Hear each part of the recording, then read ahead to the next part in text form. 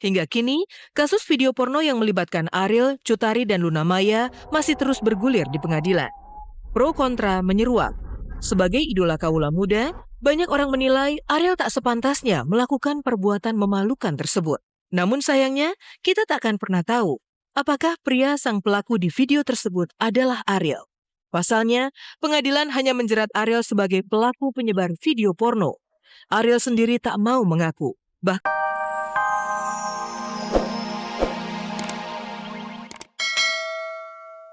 Saat banyak remaja lain sibuk hangout dengan pacar masing-masing, Niki justru harus terbenam dalam padatnya jadwal syuting yang harus ia jalani. Tak ada waktu untuk berduaan, apalagi pacaran. Bagi Niki, semua pria yang ada di sekitarnya saat ini tak lebih dari sekedar sahabat. Nirwan, Reski Aditya ataupun Adipati Kusmaji adalah teman-teman istimewa yang mewarnai perjalanan hidupnya sebagai seorang remaja. Kayak masih menikmati masa-masa seperti ini dulu ya. Masih kayak ya sahabatan sama cowok-cowok dan temenan sama cewek-cewek dan segala macam gitu, dan kayak jalan-jalan bareng sama mereka gitu aja.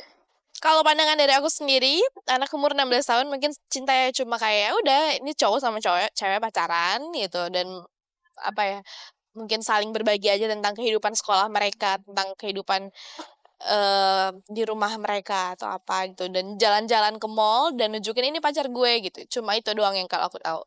Mungkin kalau udah dewasa nanti itu nanti pikirannya udah macam-macam ya, udah saling bagi-bagi apalah segala macam.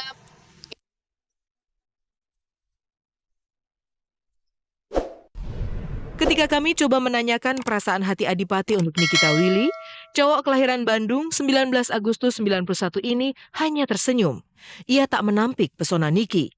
Namun demikian, seperti Niki, Adipati juga membantah kalau mereka pacaran. Niki ya sesuai aja, orang dia baik kok anaknya, nggak macem-macem, nggak neko-neko ya. Kriteria cewek sih sama aja sih, standar kayak cowok-cowok yang lain aja. Pasti tinggi, putih, rambut panjang, cantik, badan bagus ya kan, pasti gitu ya sih. Semua pasti kayak gitu. Tapi ya kalau buat aku sih nggak neko-neko aja. Target menikah, kalau aku udah nemuin orang yang pas, terus aku udah bisa, kalau dalam segi materi aku udah bisa membahagiakan dan bisa memberi nafkah buat pasangan aku, secepatnya lah mungkin. Maksudnya kalau emang aku udah siap semuanya, pasti akan aku cari orang yang pas gitu.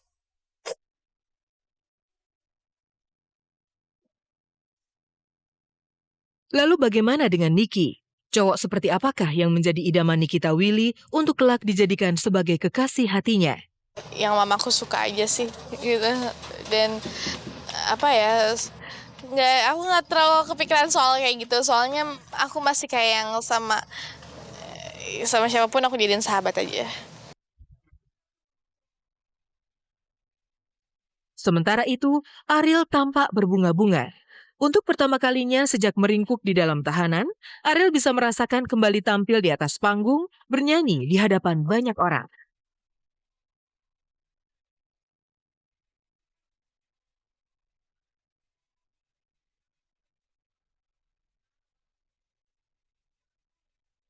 Ariel tersenyum bahagia. Untuk pertama kalinya sejak ditahan di penjara, Ariel bisa melepaskan dahaga kerinduannya untuk bernyanyi di atas panggung.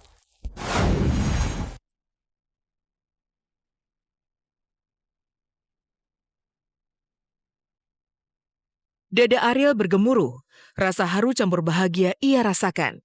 Senin 3 Januari 2011, untuk pertama kalinya ia tampil bersama Uki, Reza, dan Lukman di atas panggung di rumah tahanan Kebonwaru, Bandung.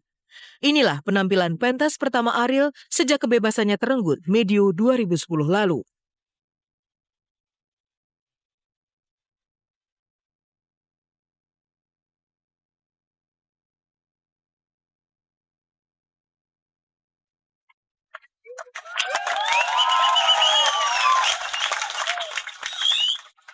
Seru aja sebenarnya. Cuma tadi saya lupa ngucapin yang yang menang bola.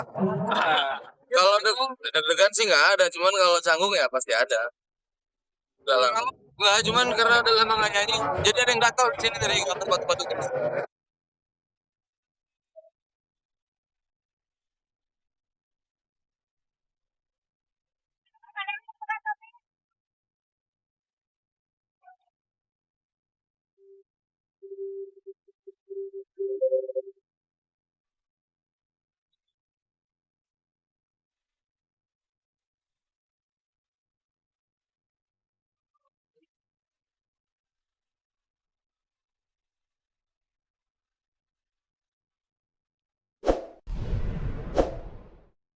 Selain bersama rekan-rekannya sesama ex Peter Pan, Ariel juga sempat didaulat bernyanyi bersama para napi yang tergabung dalam grup band Waru.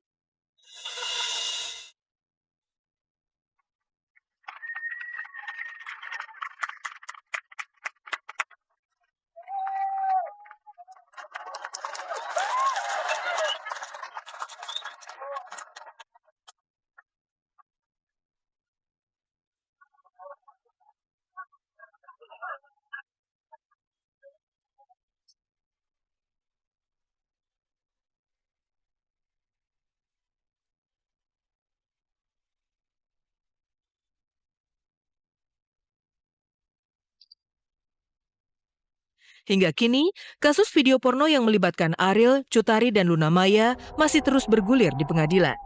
Pro kontra menyeruak. Sebagai idola kaula muda, banyak orang menilai Ariel tak sepantasnya melakukan perbuatan memalukan tersebut. Namun sayangnya, kita tak akan pernah tahu apakah pria sang pelaku di video tersebut adalah Ariel. Pasalnya, pengadilan hanya menjerat Ariel sebagai pelaku penyebar video porno. Ariel sendiri tak mau mengaku. Bahkan dari dalam penjara, ia menuliskan puisi sebagai bentuk pembelaan diri. Di mata Dude Herlino dan Kimberly Ryder, apa yang diungkapkan Ariel dalam puisi tersebut adalah bentuk curahan isi hati Ariel sebagai jawaban untuk masyarakat yang selama ini gencar menudingnya sebagai petualang cinta. Jika saya bercerita sekarang, maka itu hanya akan membuat sebagian orang memaklumi saya. Dan sebagian lagi akan tetap menyalahkan saya. Tetapi itu juga akan membuat mereka memaklumi dunia yang seharusnya tidak dimaklumi. Dan tidak ada yang dapat menjamin apakah semua dapat memetik hal yang baik dari kemakluman itu. Atau hanya akan mengikuti keburukannya.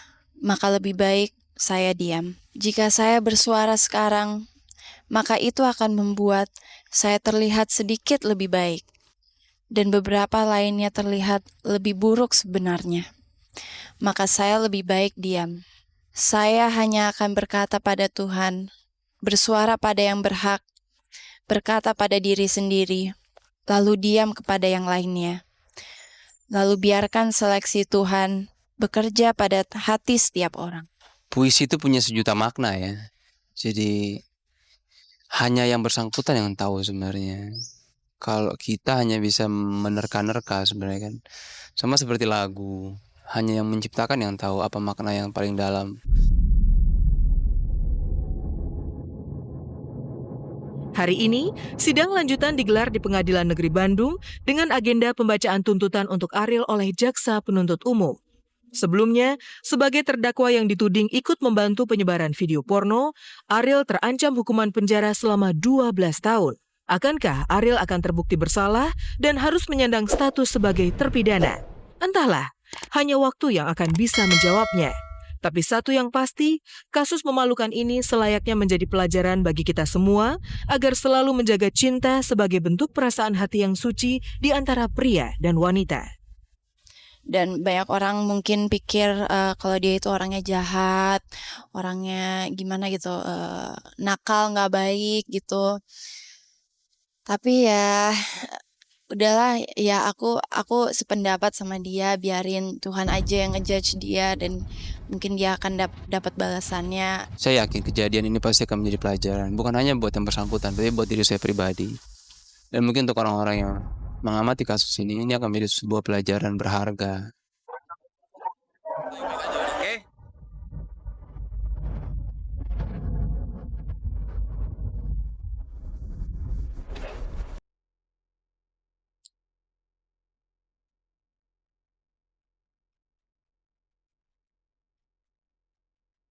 Musikal Laskar Pelangi akhirnya resmi diputar.